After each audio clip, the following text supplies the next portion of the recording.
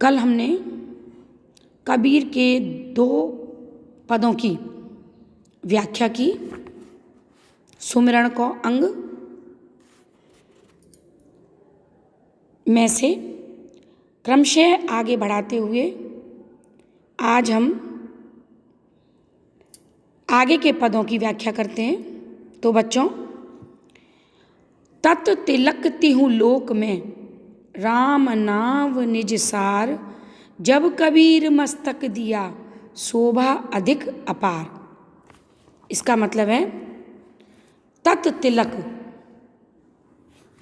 तत्व माने जीवन का सार तत्व, तिहु लोक तीनों लोकों में, राम नाम राम का नाम, निज सार अपने जन्म लेने का मकसद, सार तत्व को प्राप्त करना। जब कबीर मस्तक दिया, शोभा अधिक अपार। ध्यान से सुनिए, तत् तिलक उन्होंने कहा कि परमात्मा का नाम समस्त तत्वों का सार है। जीवन के समस्त तत्वों का सार ही ईश्वर का नाम है और ये तीनों लोकों में सर्वश्रेष्ठ है। राम नाम निज सार, तिहु लोक, तीनों लोकों में, एक लोक में नहीं, तीनों लोकों में ये राम का नाम ही सर्वश्रेष्ठ है, जीवन का सार है, अपना उद्धार करने वाला है, अपने जीवन को सफल बनाने वाला है, जीवन के सार तत्वों को दिलाने वाला है, राम के नाम का स्मरण। और कबीरदास का कहना है कि जब कबीर मस्तक दिया, कबीरदास ने, वे कहते हैं कि इस राम नाम रूपी, रूपक अलंकार है, तिलक को उन्होंने जब अपने मस्तक पर धारण कर लिया, यानी मन से, तो शोभा अधिक अपार, तो उनके मुखमंडल की जो शोभा थी वो और भी अधिक बढ़ गई। जैसे किसी साधारण व्यक्ति के माथे पर यदि रोरी का तिलक लगा दिया जाए तो तिलक लगे हुए व्यक्ति का मुख साधारण मुख की अपेक्षा सुंदरता से, ओप से, आभा से और भी अधिक परिपूर्ण और आकर्षित हो जाता है। विशेष दृष्टि उस व्यक्ति के मुखमंडल पर पड़ती है जो सबकी निगाहों को आकर्षित करती है, देखने वालों को आकर्षित करती है। उसके मुखमंडल की आभा, शोभा, सुंदरता और भी अधिक बढ़ जाती है एक साधारण मुख की अपेक्षा। तिलक दिए हुए, भाल पर लगे हुए उस रोरी के तिलक से उस व्यक्ति की मुख की आभा जिस प्रकार से बहुत अधिक, बहुत ज़्यादा अधिक बढ़ जाती है, उसी प्रकार से जिस व्यक्ति के जीवन में यदि राम का नाम उतर जाए, अपना ले, जो व्यक्ति राम की भक्ति को, राम के नाम को, राम के स्मरण को अपने जीवन में अपना लेता है, तो उसके जीवन रूपी मुखमंडल की आभा और अधिक बढ़ जाती है। यानी उसके जीवन, जन्म लेने का उद्देश्य, उसके जीवन जीने का मकसद जो है वो वास्तव में सफलता की ओर अग्रसर होता है, रहता है और जीवन के सार तत्व को प्राप्त करके वो अपने जन्म के उद्देश्यों को पूर्णता की ओर अग्रसर करता है। आगे, भगति भजन हरि नाम है, दूजा दुख अपार, मनसा वाचा कर्मणा, कबीर सुमरण सार। यानी भक्ति और भजन, हरि नाम ईश्वर के नाम है। केवल हम ईश्वर का जाप, ईश्वर का स्मरण, ईश्वर के प्रति अपनी श्रद्धा का भाव कैसे दिखा सकते हैं, जाहिर कर सकते हैं, बता सकते हैं, उसकी भक्ति करके, उसका जाप करके, उसका भजन इत्यादि गा करके, उसका स्मरण करके, उसकी तो भक्ति और भजन हरि नाम है, ये परमात्मा के नाम स्मरण का एक आधार है संसार में। चाहे भक्ति करना, उसमें भजन लेना, स्मरण करना, नाम का जाप करना, तो ये ईश्वर से ही, ईश्वर की भक्ति से ही, ईश्वर के नाम से ही संबंधित है। इसके अलावा यदि हम किसी भी दूसरी चीज के प्रति, सांसारिक माया के प्रति आकर्षित होते हैं तो वो हमारे जीवन में अपार दुख को फैलाने वाली है, देने वाली है, हमें अपने जाल में फंसाने वाली है।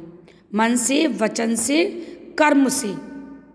कबीरदास का कहना है कि सुमिरन सार, परमात्मा ईश्वर के भजन रूपी, परमात्मा के नाम के जाप रूपी, परमात्मा की भक्ति, अपार भक्ति रूपी जीवन के सार तत्व का स्मरण कर, मन से, वचन से, कर्म से, तो तेरे जीवन जन्म लेने का, जीवन जीने का उद्देश्य पूरा होगा और संसार के सारे दुख समाप्त हो जाएंगे।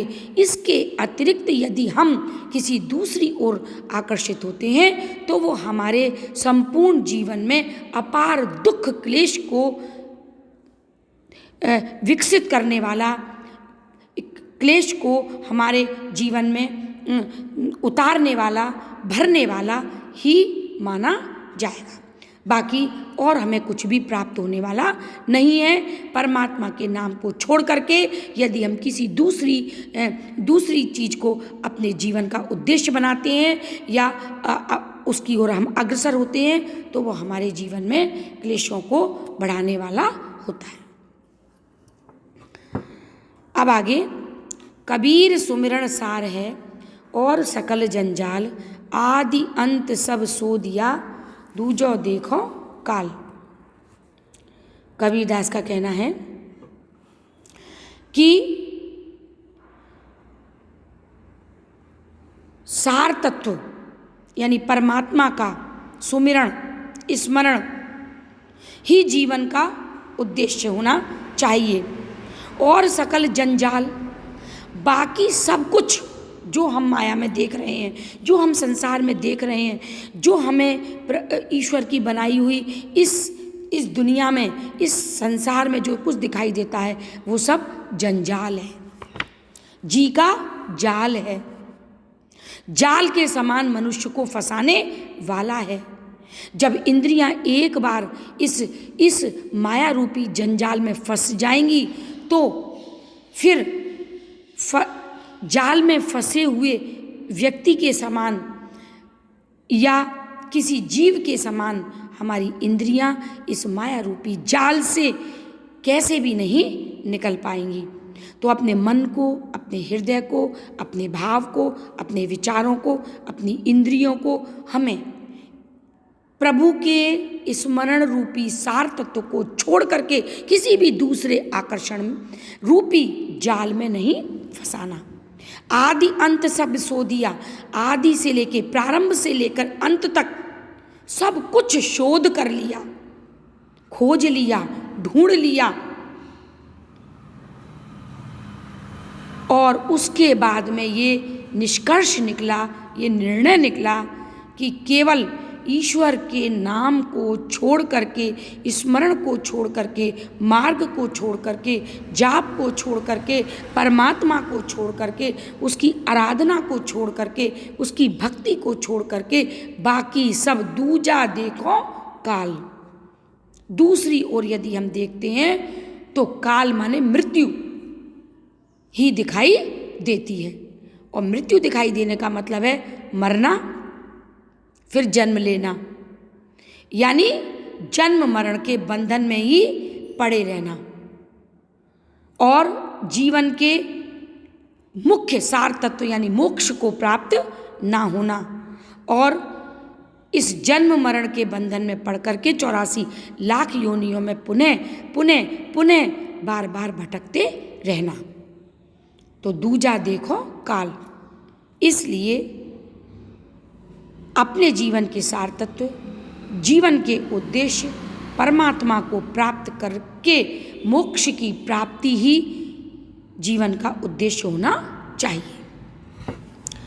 चिंता तो हरिनाम की और न चिंता दास, जे कछु चितवे राम बिन सोई काल को पास। कबीर का कहना है कि उन्हें केवल दास माने कबीर दास, ईश्वर के भक्त को, संसार में भक्तगणों को केवल यदि चिंता है तो ईश्वर के नाम की, कि ईश्वर के नाम का वो जाप करें, कभी भी इंद्रियां अन्य किसी दूसरी ओर नहीं भटकें, ईश्वर के नाम में ही लगी रहें, कान सुनने में, जिह्वा जाप करने में, घ्राणेन्द्रियां स्पर्श करने में और हर प्रकार से सारी इंद्रियां, मन ईश्वर की आराधना में, आंखें ईश्वर के दर्शन में लगी रहें। बस यही चिंता कबीरदास को है और यही चिंता एक सच्चे भक्त को होनी चाहिए। जे कछु चितवे राम बिन, यदि राम को छोड़ करके, परमात्मा को छोड़ करके, ईश्वर को छोड़ करके हम कुछ भी अपने हृदय में धारण करते हैं, देखते हैं, सुनते हैं, अंतरात्मा में उतारते हैं या परमात्मा को छोड़ करके अन्य कोई भी कर्म करते हैं, सोई काल को पास, वही कर्म हमारा मृत्यु की ओर खींचने वाला है। काल माने मृत्यु, पाश माने फंदा, मृत्यु का फंदा है। और मृत्यु का फंदा जब हमको अपने में जकड़ लेगा या हमें अपनी तरफ खींचेगा तो हम उस पाश से, उस बंधन से कैसे भी कदापि दूर नहीं कर पाएंगे। एक राम का नाम ही, एक परमात्मा का नाम ही ऐसा है जो हमें उस पाश से, उस बंधन से मुक्त करा सकता है। आज बस इतना ही। कल क्रमशः आगे